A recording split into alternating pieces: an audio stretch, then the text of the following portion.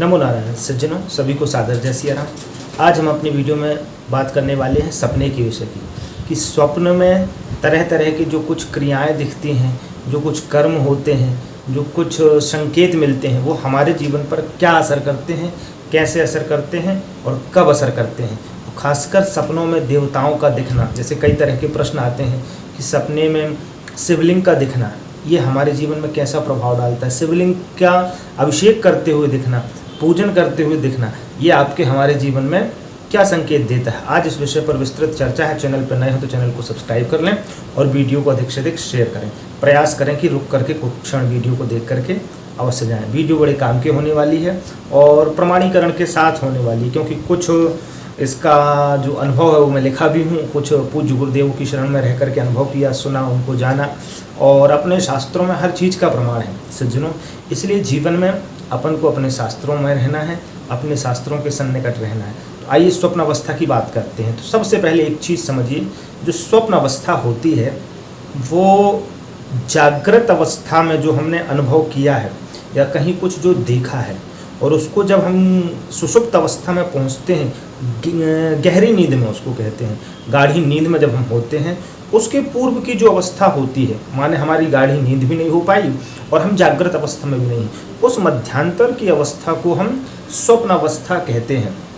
उस स्वप्न अवस्था में हमने जो संसार में अनुभव किया है, अनुभूत हमको हुआ है, यदि वो कुछ ऐसे दृश्य हमको दिखें तो ये समझ जाना चाहिए कि उनका हमारे जीवन में कोई प्रभाव, कोई फल मिलने वाला नहीं। हमारे तमाम ऋषि मुनियों ने शास्त्रों में अनेक प्रकार से इनका विवरण, इनका वर्णन ग्रंथों में वो कर चुके हैं। इसी प्रकार महर्षि बागभट्ट हुए हैं, उन्होंने अष्टांग हृदय नामक जो ग्रंथ है, आयुर्वेद का ही अध्याय है, ग्रंथ है, उसमें उन्होंने लिखा है शारीरिक स्थान का विवरण जहाँ उन्होंने दिया है, उन्होंने श्लोक सहित प्रमाणीकरण दिया है। क्या सुन, आइए समझते हैं कि दृष्ट्वा श्रुतो न भूतश्च प्रार्थितः कल्पितस्तथा भावी दोष जस्तेति स्वप्न सप्त विधा स्मृता। माने स्वप्न की 7 अवस्थाएं होती हैं, ये महर्षि बागभट्ट कहते हैं। दृष्टवा जो देखा है, श्रुत्वा जो सुना है, जो अनुभूत किया है, तीसरा, चौथा प्रार्थिता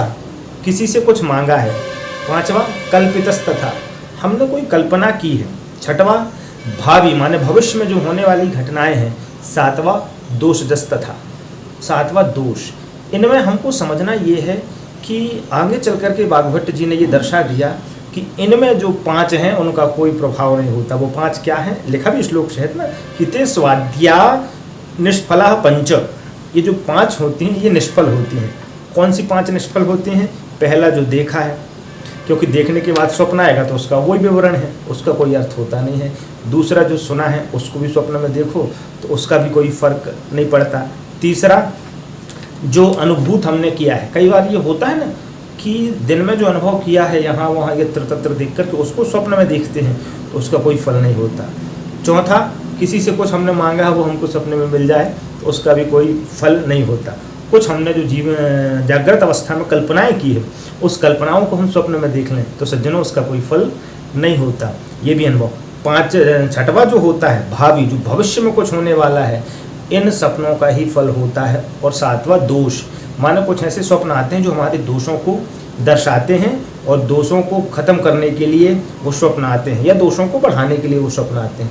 इनमें कुछ स्वप्न ऐसे होते हैं जिनका फल होता है। जैसे उदाहरणार्थ हम चलें तो आगे दर्शाया कि दिन में स्वप्ने का कोई फल नहीं, दिन में सपने का कोई फल नहीं। अब कई बार मध्याह्न में नींद लग जाती है, स्वप्न आ जाए तो उस स्वप्न का कोई फल नहीं। रात में स्वप्न देखा और भूल गए तो उसका भी कोई फल नहीं।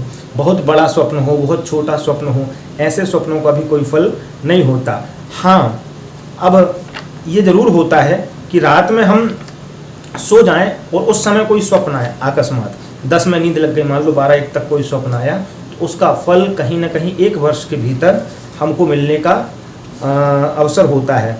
मध्य रात्रि का स्वप्न जब देखते हैं तो उसको 8 महीने में फल मिल सकता है, और सूर्योदय के पूर्व की रात्रि का स्वप्न जो देखते हैं तो लगभग 4-5 महीने का उसका फल हमको मिलता है। हाँ, जो सूर्योदय की बेला रहती है उस बेला में जो स्वप्न देखते हैं तो उसका फल उसी दिन हमको मिल जाता है। अब वो पहले तो ये कहा जाता रहा कि ब्रह्म मुहूर्त में सो करके उठ जाना है। जब ब्रह्म मुहूर्त में सो करके उठ जाएंगे तो सूर्योदय में हम स्वप्न देखेंगे नहीं। जब देखेंगे नहीं तो ना अच्छा मिलेगा ना बुरा मिलेगा। पर अब आजकल तो 8-8, 9-9 बजे तक का लोग जो हैं सोते रहते हैं, सुबह उठते हैं। इसका समाधान क्या है सज्जनों? इसका समाधान है, आगे लिखा है भागवत जी ने कि यदि पापों पे फलताम दान होम जपादि भी।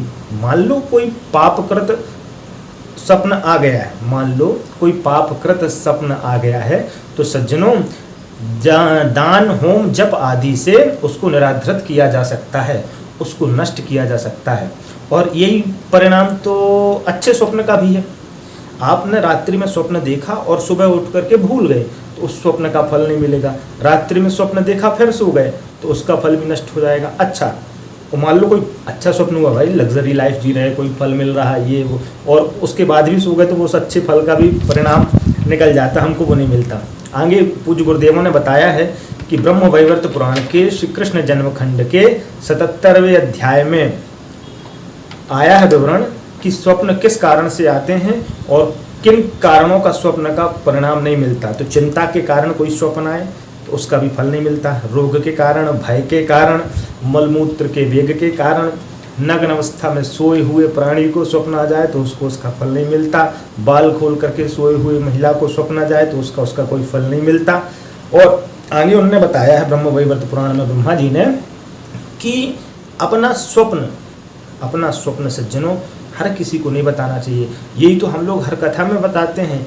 हम खुद व्यक्तिगत अपने शिष्यों से मिलते हैं कि भैया अपना स्वप्न उसको बताओ जो उस चीज़ के लायक हो, उसके योग हो, उसका जानकार हो। नहीं तो कई बार दो ऊर्जा टकराती है ना तो विध्वंस होता है, अनुभव यही कहता है। इसलिए अपना स्वप्न जानकार विद्वान को, जानकार ब्राह्मण को ही बताना चाहिए और पंडित विद्वान से ही बताएं जो उसका अनुभवी हो, साक्षर हो। अब आगे बताया कि अपन चर्चा में थे काय कि शिवलिंग की, तो शिवलिंग का स्वप्न में दिखना ये माने कि बड़ा शुभ होता है। दूसरी बात, हम पूजन करते देखें तो ये भी समझ जाएं कि कोई हमको शुभ समाचार मिलने वाला है। हम अभिषेक करते हुए देखें, जल चढ़ाते हुए शिवलिंग में देखें तो एक प्रकार से हमको मानसिक शांति मिलेगी। निश्चित रूप से कोई हम ऐसी चीज़ों में लिप्त थे, अब हमको कई बार कुछ ऐसे अशुभ स्वप्न दिखते हैं, सर्प लिपटा हुआ दिखता है भगवान शंकर के ऊपर, तो ये समझ जाएं कि हम कोई गलत काम का निर्णय लेने वाले हैं, कोई गलत काम में लिप्त हैं, तो हम उससे छुटकारा पाएं। और श्लोक सहित समझें। उसी खंड में 77वें अध्याय में ब्रह्म वैवर्त के श्री कृष्ण जन्म खंड में पूज्य गुरुदेवों ने बताया कि 32वें श्लोक में प्रतिमाम शिवलिंगं च लभेत दृष्ट्वा जयम धनम, ये श्लोक लिखा कि प्रतिमाम शिवलिंगम च लभेत दृष्ट्वा जयम धनम, जो भगवान शिवलिंग की प्रतिमा देखता है उसको विजय और धन की, संपत्ति की प्राप्ति होती है। अब इसका अर्थ यही गया कि सज्जनों, आप अपना स्वप्न किसी अनुभवी आचार्य को ही बताएं, किसी जानकार ब्राह्मण को ही बताएं। हर जगह अपना स्वप्न बताना नहीं। गलत लोगों को स्वप्न बताते हैं तो उसका फल जो होता है वो बढ़ के आता है। अच्छा फल होगा नष्ट हो जाएगा, बुरा होगा बढ़ के आएगा। इसलिए अपना स्वप्न हर किसी को ना बताएं। आपके जो पूज्य गुरुदेव बने हुए हैं, जिन्होंने आपको गुरु मंत्र दिया है, उनको अपना स्वप्न बताएं। रात्रि में उठ करके आप अपना स्वप्न किसी को बता देते तो उसका फल भी नष्ट हो जाता है। अब मान लो अच्छा फल मिलने वाला रहा होगा तो वो फल भी निकल गया, बुरा था तो चलो ठीक है वो तो निकल ही गया। इसीलिए सज्जनों, इन विषयों में ध्यान दें। आज हमको कुछ होता है तो हम सबसे पहले इंटरनेट की शरण में जाते हैं। अरे हम अपने पूज्य गुरुदेवों की शरण में जाएं ना, उसमें विश्वास करके उनसे हम शरणागति प्राप्त करके उनसे समाधान मांगे। हर चीज़ का समाधान है। ठीक, नमो नारायण।